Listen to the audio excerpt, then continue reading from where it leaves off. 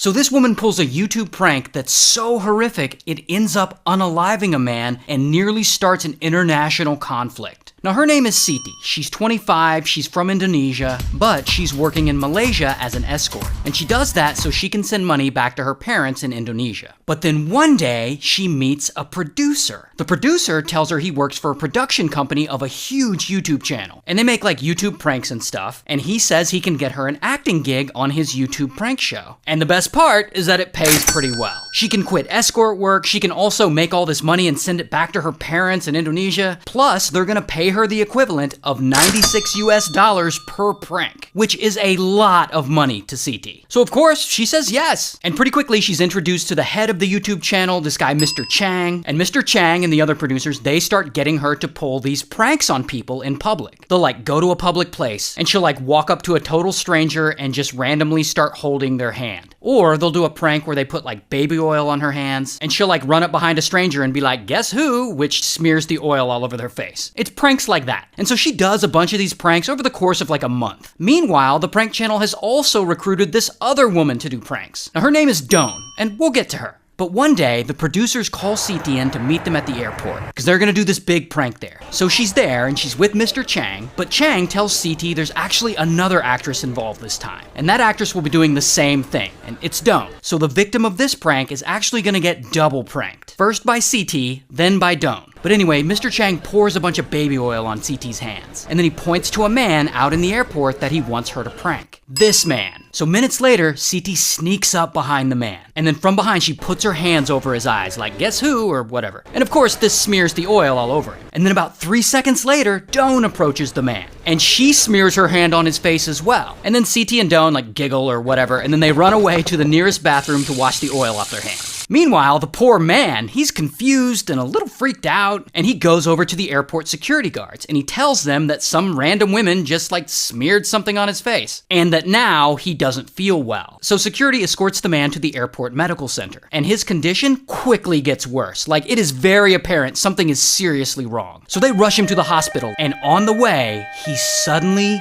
just dies. So who was this man? Well, let's call him Nam. Now, Nam is an interesting guy, because growing up, his dad was a dictator, the supreme leader of a little country you might have heard of called North Korea. Now, Nam, being the oldest son, he was always first in line to be the next supreme leader. But as he grew up and became an adult, Nam grew to be a little more progressive, a little more open-minded to reforming things for the better. Something his conservative dictator dad really didn't like. But one day, Nam is traveling abroad, and he's in Japan, in the airport, and